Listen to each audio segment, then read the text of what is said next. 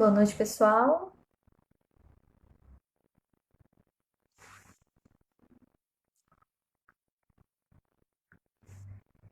Esperar o pessoal entrar.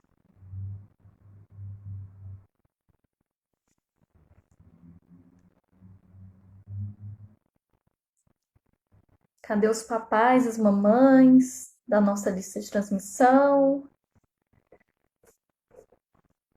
Os professores.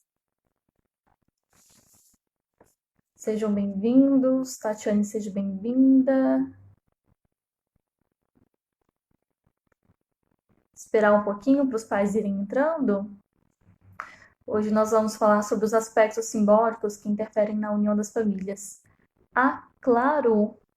Não sei quem é, mas seja bem-vindo ou bem-vinda à nossa live de hoje. Seja bem-vinda, Vanessa. Todos vocês já estão na minha lista de transmissão do WhatsApp? Os pais que estão na lista de transmissão estão recebendo. Os pais estão recebendo conteúdo semanalmente. Então, quem ainda não faz parte da minha lista de transmissão no WhatsApp, pode me chamar no direct, tá bom? Ou no link da bio mesmo tem o meu número, vocês podem me chamar lá.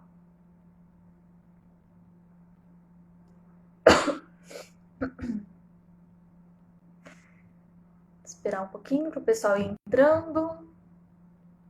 Tem algum professor aí, alguma professora? Só para eu saber, só a nível de curiosidade.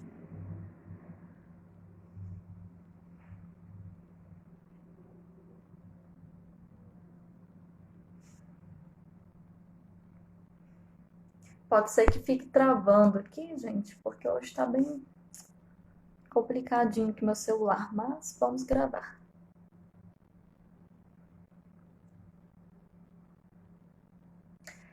Então, vamos lá, né? Enquanto o pessoal vai entrando aí, vamos começar. Eu estou no cantinho improvisado aqui.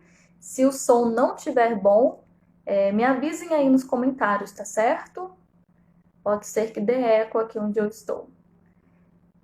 Bom, a gente vai falar sobre os aspectos simbólicos que interferem na união das nossas famílias, né? O que seria esse simbólico? O que seriam os aspectos simbólicos, né? A gente trata como simbólico alguma coisa que quer dizer uma outra, alguma coisa que quer denunciar alguma coisa, né? Por exemplo, os signos, né? Não tô falando que eu acredito em signos aqui, mas cada signo não tem um desenho, um símbolo.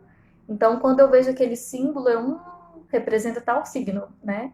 Os símbolos, eles falam sobre alguma coisa. Por exemplo, quando eu vou escrever uma mensagem para alguém, ao invés de escrever a palavra coração, eu mando o emoji, o desenho do coração, né? Isso é um símbolo. Então, os símbolos, eles expressam alguma coisa. Os símbolos, eles representam alguma coisa. Seja bem-vinda, Fabiana. Então, os símbolos, eles representam alguma coisa que deve ser expressa de alguma forma, né? E dentro da nossa casa, a gente tem muitas representações, a gente tem muitos símbolos, e esses, eles às vezes passam na nossa frente despercebidos, né? Quando a gente fala, por exemplo, de relacionamento entre casados, tem muitas coisas que acontecem ali dentro da casa, dentro do lar, que os casais não percebem. E isso às vezes pode estar distanciando, né, os dois. Então, os símbolos, aquilo que é simbólico, ele quer representar alguma coisa. E dentro da nossa casa, os nossos comportamentos, eles têm símbolos também.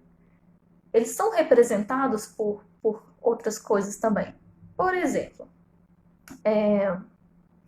o fato de um não conseguir olhar nos olhos do outro pode ser a representação de um conflito, né?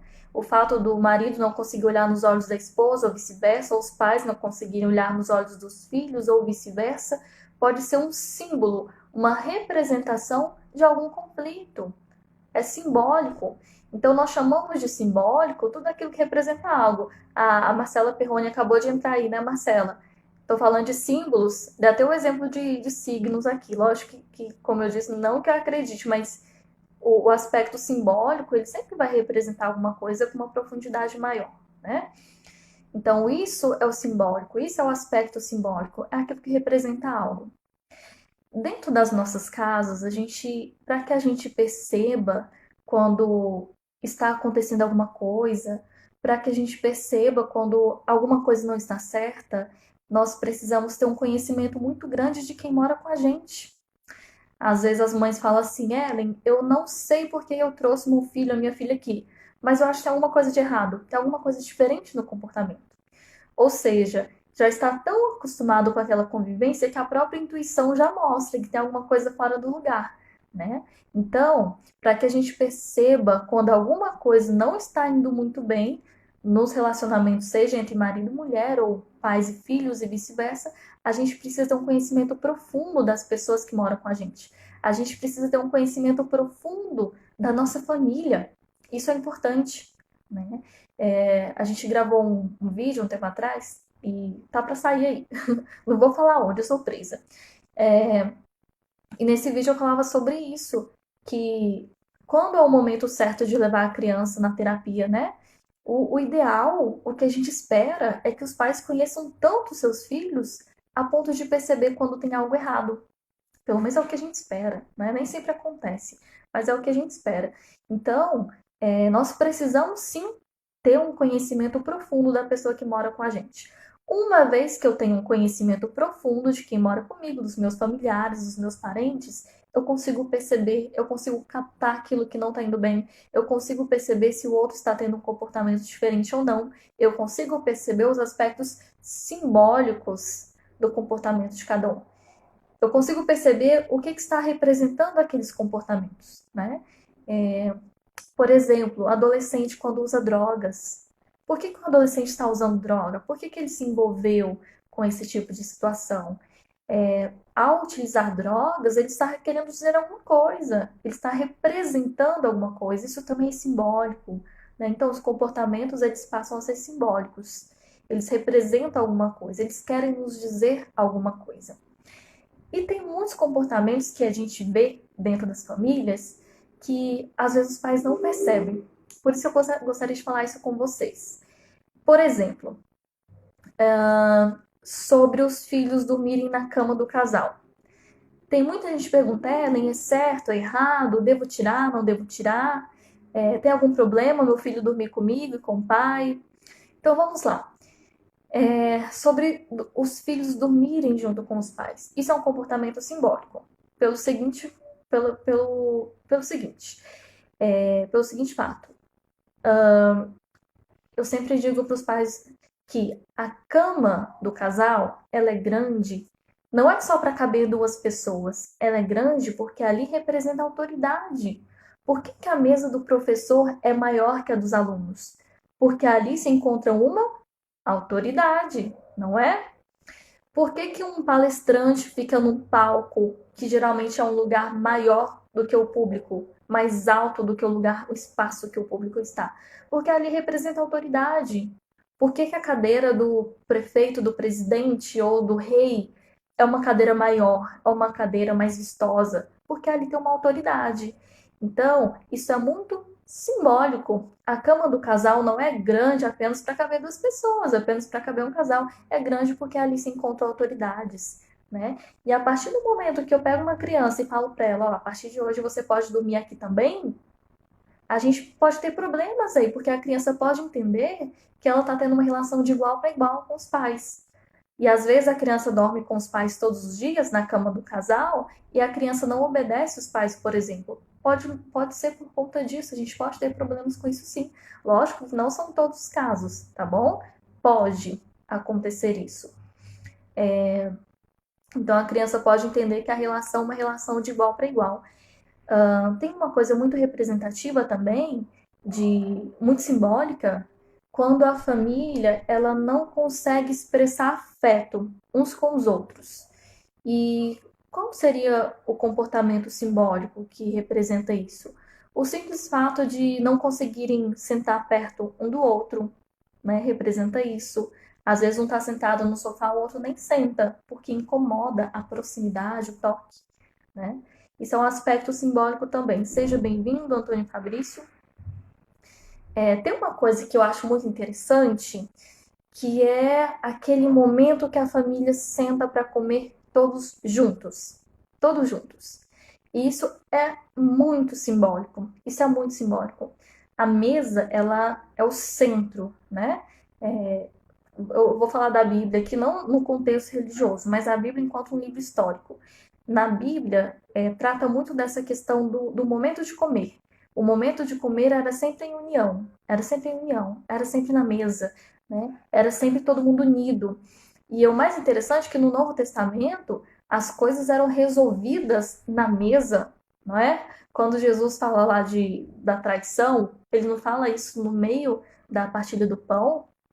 Então, essa coisa do comer todos juntos é algo muito simbólico e é algo que faz toda a diferença na união das famílias, porque ali se encontra o centro da casa, né? A gente não se alimenta, nós não alimentamos o corpo, nós não necessitamos do alimento para a nossa sobrevivência. Então, o coração da casa, digamos assim, é a mesa onde todos se sentam para comer, né? Uma vez que você coloca a comida lá, o seu filho pega o prato, vai lá para o quarto, o marido pega, vai para o sofá. Vamos começar a perceber se cada um não está se alimentando de outras presenças que não sejam da família? Deu para entender isso? Adolescente que pega o prato para comer e vai comer no quarto sozinho, pode ser que ele não esteja mais se alimentando da presença dos pais. Pode ser que ele esteja se alimentando de outras presenças, né? Então a gente tem um aspecto simbólico.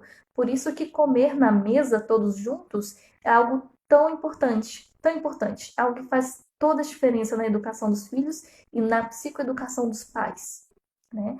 E é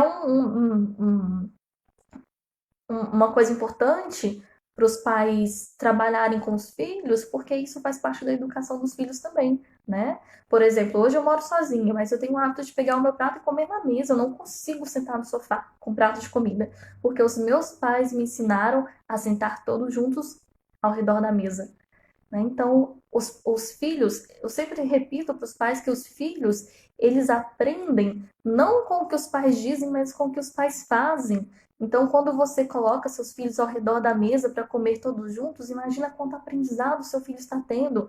Seu filho não está se alimentando só da comida, ele está se alimentando da presença dos pais. O casal não está se alimentando só da comida, mas está se alimentando da presença um do outro. Por isso que é tão simbólico. Por isso que é tão simbólico. Olhar nos olhos, como eu disse no começo, é algo muito simbólico, né? As pessoas, quando elas estão com algum conflito entre elas não conseguem olhar nos olhos umas das outras, uma da outra, né? Então, é um aspecto simbólico. A questão da privacidade, né? É um aspecto simbólico. Quando, esse exemplo mesmo que eu dei, quando a criança vai dormir no quarto dos pais, gente, não tem nenhum problema deixar os filhos dormirem com os pais, tá bom? De vez em quando. O problema é quando dorme direto e se acostuma. Aí a gente vai ter um grande problema, né? Porque o filho dorme com a mãe, aí o marido dorme do lado, daqui a pouco o marido tá dormindo na sala, daqui a pouco não existe casamento mais, né? Mas é um aspecto simbólico.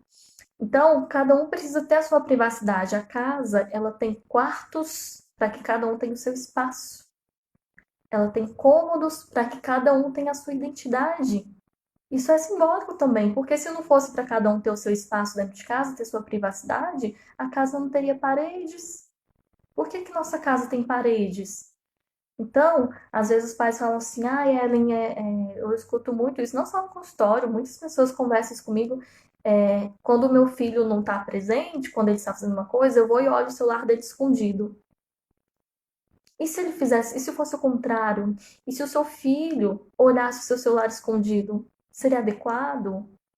A gente tem que tomar um pouquinho com essa questão da privacidade, porque isso estabelece um vínculo de confiança também, né? Então, a questão de ter paredes em casa é simbólico. E a partir do momento que a gente fere a privacidade do outro, a gente vai ter problema com a união entre as pessoas da família, sim, entre as pessoas dentro de casa. Tá ficando claro isso para vocês?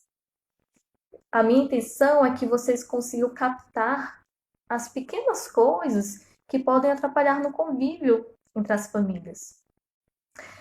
Quer mais uma coisa simbólica? Eu reparo muito, muito mesmo, principalmente na recepção do consultório. Eu acho que recepção é um ótimo lugar para a gente analisar as coisas, né? E na rua também. Às vezes os meus pacientes saem do consultório, eu vou até a porta, às vezes até o portão com eles, e fico observando como que sai do consultório. É, seja bem-vinda, Andresa, seja bem-vinda, Ana. E. Pô, travou aqui. E a Marcela falando, a Olivia dormiu sozinha no quarto dela. Ô, Glória, que bom. Depois vamos conversar sobre isso aí, viu? Eu dei o sprayzinho pra ela, vamos ver como é que vai ser isso aí. Então, eu estava falando do aspecto simbólico, né, da casa. Tem uma coisa que eu adoro observar, adoro. Quando o casal sai na rua, tem muitos casais que não saem de mãos dadas mais. Antigamente a gente via o pai, a mãe, o filho. Hoje em dia a gente vê o pai, o filho no meio e a mãe. Tá errado. Por que isso é um aspecto simbólico? Porque isso é representação de que a criança, ela já está ali no meio do casal. A criança já está no meio da relação do casal. Isso não é certo. Isso não é certo. Acaba que a criança, ela vira o centro das atenções. E criança não deve ser o centro das atenções dentro de casa. O centro das atenções deve ser o casal. A Marcela falando que esse exemplo é sistêmico. Você trabalha com a. Você atende com a constelação sistêmica, né? Atua na constelação sistêmica. Eu não conheço muito, confesso que eu sou leiga no assunto, viu, Marcela? Eu estudo, sim, sobre constelação familiar, constelação sistêmica, mas não a nível profissional, eu estudo por curiosidade, então eu sou leiga no assunto. Mas eu falo muito isso para os pais, né? Que o casal, ele é o núcleo da família. A família cresce ao redor do casal. A partir do momento que a criança se torna o centro das atenções, a gente tem um desequilíbrio aí. A gente tem um desequilíbrio, né? Aí as coisas saem do lugar, as coisas ficam fora de ordem. Isso não é o adequado, né? Por isso que cada um tem que ter o seu espaço. Por isso que o casal tem que ter um espaço privilegiado na casa. Porque senão as coisas começam a se misturar e depois a gente perde o controle disso. Então eu acho lindo quando eu vejo o casal, que é o pai e a mãe de mãos dadas e o filho ao lado, não no meio, porque o filho não deve estar no meio da relação, né? Isso, a constelação fala exatamente isso. A família cresce ao redor do casal. Comentário da Marcela. Isso é tão importante, Marcela. Parece, às vezes, algumas pessoas acham isso muito irrelevante, mas é uma coisa tão importante porque realmente tem algumas situações em que, quando o filho nasce, o filho ele causa uma. Não é que o filho causa uma desordem no casal, mas o casal permite que o filho cause essa desordem, né? O filho passa a ser o reizinho da casa. E aí desestrutura tudo. E eu falo isso para as crianças, eu falo para elas isso: olha, a tia Ellen ama você, mas você não é o mais importante na sua família. Lógico que eu falo isso num momento assim, descontraído com a criança, né? Não vou falar para ela que ela não é o mais importante para os pais, lógico que não. Mas a criança precisa se conscientizar de que o espaço privilegiado da casa não é dela, é do casal. O espaço privilegiado da casa é o casal, é do casal, né? Então, tudo isso é simbólico, tudo isso é simbólico. Por isso o quarto do casal é maior, por isso que a cama do casal é maior, porque ali é autoridade, ali é um espaço privilegiado, né? Então a criança tem sim que ser submissa àquilo que o casal, que é o núcleo da casa, propõe. Pessoal, ficou algumas coisinhas aí. Foi mais uma intenção de, como eu disse, fazer vocês começarem a observar as coisas que acontecem dentro de casa, né? Quer mais um exemplo de comportamento simbólico? Crianças grandes já usando uma madeira. Às vezes, na cabeça dos pais, a criança usa uma madeira porque gosta, mas na cabeça da criança, opa, peraí, eu ainda sou um bebê. E a criança que usa uma madeira, ela pode começar a ter comportamentos regredidos, né? Querer atenção como se fosse de um bebê. Então, a gente tem que olhar para as coisas que acontecem dentro de casa com um olhar mais profundo. A gente tem que entender por que essas coisas estão acontecendo, né? A gente não pode deixar passar. Tudo tem um motivo. A gente não pode deixar os filhos usarem uma madeira com 10, 11 anos de idade e achar que é normal. Tem um motivo aí, isso é representativo. A gente não pode permitir que os filhos durmam com os pais na cama do casal todos os dias. Não pode. Isso vai gerar problemas, isso é representativo, é simbólico, né? Então a gente tem que tomar cuidado com algumas coisinhas que vão passando aí, que parecem não serem muito importantes, mas podem causar problemas lá na frente, tá certo? Ficou claro? Tem dúvidas? Alguém quer fazer algum comentário? Quer perguntar alguma coisa? Meus pacientinhos perguntaram o que aconteceu na mão da Tiela. Isso aqui, gente, é distração. É coisa de criança hiperativa, né? Vive cheio de machucadinho, nunca sabe onde machucou exatamente. Estou com os dedos machucados e não sei onde machuquei. Tem perguntas? Tem dúvidas? Querem perguntar alguma coisa? Não sei se ficou claro. Hoje eu quis fazer algo mais para as pessoas pensarem, refletirem, né? Não aquela coisa tão concreta. Algo mais para reflexão, tá bom?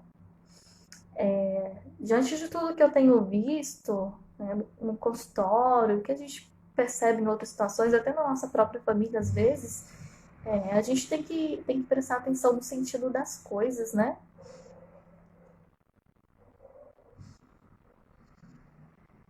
Tem uma pessoa, eu não sei o seu nome. Ah, claro, depois escreve seu nome pra gente, tá? Ela escreveu: enquanto a criança ainda precisa de cuidados para caminhar, ela fica no meio do casal. Também seria um problema? Eu não entendi, deixa eu ver. Enquanto a criança ainda precisa de cuidados para caminhar. Você fala quando. André, você está falando quando a criança é muito pequena? Eu não entendi a sua pergunta. Mas isso é independente, viu, da idade da criança. Criança, assim que nasce, tem que ter o bercinho, tem que ter. Sim, tipo a criança de 2 anos, né? Então tá, entendi a pergunta agora. O André está perguntando se quando a criança é muito pequenininha, né? 2 anos de idade ele colocou, se tem algum problema ficar no meio do casal. É, sim, sim, é o que eu disse, gente. A gente não pode generalizar as coisas. É lógico que mãe e pai gostam de agradar. É lógico que tem dias que a criança vai querer dormir com os pais, não tem problema algum. Isso é mimo de pai e mãe, de vez em quando acontece. O que não pode, André, é essa criança acostumar a dormir no meio dos pais, tá bom? Mesmo que seja de 2 anos de idade, mesmo que seja muito pequenininha. A criança tem que ter o espacinho dela, tá bom? Lógico que vai ter os dias que os pais vão querer colocar, principalmente no frio, né? Os pais querem que os filhos durmam quentinho, não tem nenhum problema, né? O problema é essa criança dormir todo dia na cama do casal, independente da idade, tá bom, André? Isso sim pode trazer problemas futuros aí. Então é melhor tirar da cama quando é pequenininho, da cama do casal e deixar a criança no espaço dela, do que esperar crescer para fazer isso. Que é o que acontece, né? Na maioria das vezes. Chega lá para mim criança com 9, 10 anos de idade que não consegue sair do quarto dos pais e aí a gente soa aí, é um trabalhinho bom, tá bom? Tem mais perguntas? Querem perguntar alguma coisa? Fiquem à vontade, se quiserem comentar alguma coisa, tá bom? Deixa eu ver se tem mais comentários.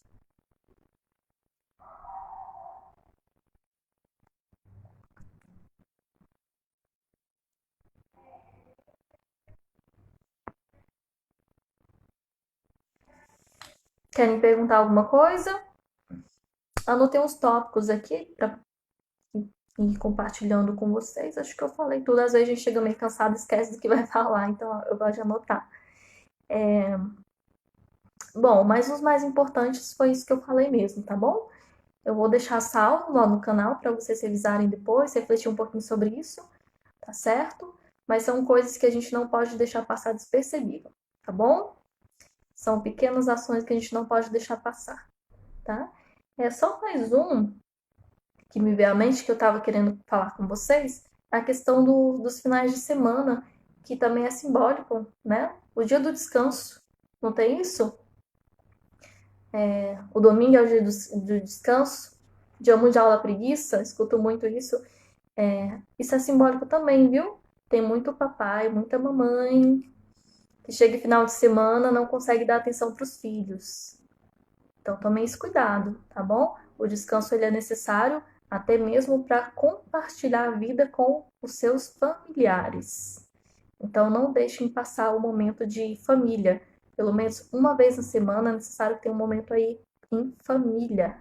Em família. Em família não é só a esposa e os filhos, não. É todo mundo. O pai também tem que estar presente, viu? No caso, os papais que ficam vendo futebol, esse tipo de coisa. Momento em família é momento em família. Todo mundo. Todo mundo. Tá certo? Pessoal, vou deixar salvo esse videozinho, tá bom? Para vocês refletirem depois, estudar um pouquinho essas coisas, começar a perceber aí. Quem tiver dúvidas pode me chamar depois, tá bom? Boa noite para vocês. Quinta a gente vai ter live, viu? E tô tentando preparar uma coisinha diferente, uma coisinha bem especial para professores. Então, se vocês conhecem professores ou cuidadores de criança, já vai compartilhando aí o link do perfil, que eu estou preparando uma coisinha bem bacana para professores e cuidadores de criança. E evangelizadores, viu? Tem muitas pessoas que me seguem no Instagram, que são de diversas igrejas, católica, evangélica, e são evangelizadores de criança. Então vai ser para vocês também, tá certo? Muito obrigado pela presença de todos vocês. Marcela, gostei muito de ver você aqui, viu? Tem muito a contribuir. Jéssica, obrigado pela presença. E Christian, fico muito feliz de ver você aqui. Eu acho que estamos no finalzinho, mas o vídeo vai ficar salvo lá, tá bom? Muito obrigado pela presença de todos vocês. Fiquem com Deus e boa noite.